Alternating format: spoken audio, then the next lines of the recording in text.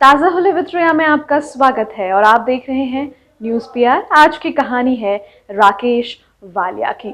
6 साल की उम्र में माता पिता की मौत, 8 साल की उम्र में दिहाड़ी मजदूरी, न सर पर छत न तन पर कपड़े, जहां काम कर कर थक जाते वहीं सो जाते। न जाने कितने शहर बदले लेकिन हिम्मत नहीं हारी। एक बार जो फौज में भर्ती होने का सपना संजोया उसे पूरा कर कर ही माना और आज भी युवाओं को ये मोटिवेशनल स्पीच देते हैं जगह जगह पर जाकर। तो चलिए आपको कहानी सुनाते हैं राकेश वालिया की। राकेश वालिया मूलतः पंजाब के रहने वाले हैं। इनके पिता और इनकी माँ की मौत एक रोड एक्सीडेंट में हो गई थी। केवल 6 वर्ष की आयु में ये अनाथ हो चुके थे। इन्हें तब उसका मतलब भी नहीं पता था। कुछ दिनों तक इनके रिश्तेदारों ने इन्हें सहारा दिया, इन्हें रखा, बट फिर बाद में अकेला छोड़ दिया। फिर यह दिहाड़ी मजदूरी करने लगे। इन्हें रास्ते में एक ठेकेदार मिला और उन्हीं के अंडर यह काम करने लगे और अपनी जिंदगी बसर करने लगे, लेकिन वो पूर्णतः पूर्ण नहीं था। ऐसे में 1971 में फौजियों के फोटोज ये देखते थे अखबारों में, अखबार बेचने का काम भी करने लगे थे और फिर बाद में इनके मन में थोड़ी थोड़ी ललच जागी। फिर ये और भी भारत माता की जय नामक पुकार सुनने लगे। तब इन्होंने सोचा कि मेरी अपनी माँ तो नहीं रही, तो अब भारत को ही अपनी माँ बना लेना है और भारत को अपने लिए समर्पित, अपने को भारत के लिए समर्पित कर देना है। तभी इन्होंने फौज में भर्ती होने का सोचा। लेकिन फौज में भर्ती होना इतना आसान थोड़ी है। ये फौज कैंप पहुंचे नज़दीकी और वहां जाकर पता लगाया तो पता चला कि 10वीं पास किए बिना आप आर्मी में नहीं आ सकते हो।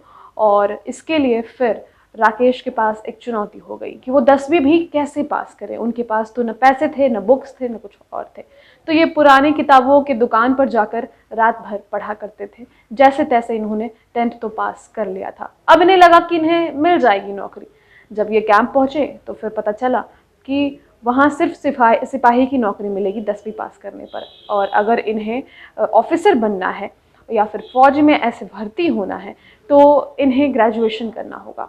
10वीं तो इतने मुश्किल से पास किया था, अब ग्रेजुएशन कैसे पास करते।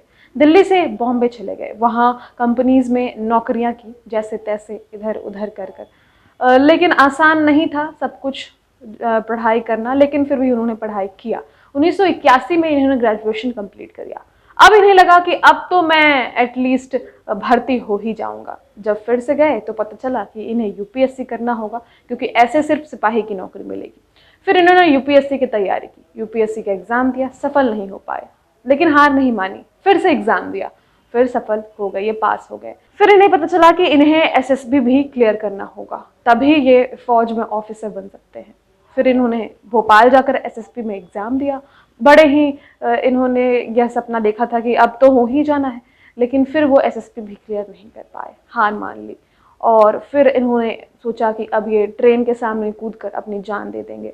फिर इन्हें एक चीज़ क्लिक हुई कि जान देना बहुत आसान चीज़ है। जब मैं इतनी मुश्किलों को पार कर कर इतना आगे पहुंचा हूँ तो फिर हार कैसे मान सकता हूँ। तीसरे अटेम्प्ट में इन्होंने एसएसबी क्लियर कर लिया और इसके बाद जब ये यूपीएससी ऑफिस दौड़ते दौड़ते गए तब इन्हें पता चला कि इन्हें चेन्नई ट्रेनिंग के लिए भेजा जाएगा और अब ये ऑफिसर बन चुके थे। लेकिन 1992 में फिर इनकी पत्नी की तबीयत बहुत ख़राब हो गई और बतौर कैप्टन तब तक तो वो थे और उसके बाद उन्होंने रिज़ाइन कर दिया। उसके बाद वो अपनी वाइफ की सेवा में लग गए। जब उनकी वाइफ ठीक हो गई तो बड़ी बड़ी कंपनीज़ को अपना सहयोग देते रहे। आज मोटिवेशनल स्पीकर भी हैं, युवाओं को मोटिवेट करते हैं जगहों जगहों पर जाके और समझाते हैं कि ज़िंदगी में हार कैसे नहीं माननी है। तो वाकई में राकेश वालिया की कहानी काफ़ी संघर्षपूर्ण थी और काफ़ी इंस्पायरिंग भी है। उम्मीद है आपको ये कहानी पसंद आई होगी। अगर पसंद आई है तो शेयर कर सकते हैं और अगर चैनल को अभी तक सब्सक्राइब नहीं किया है तो सब्सक्राइब कर लें, क्योंकि हर रोज़ हम एपिसोड्स लेके आते हैं।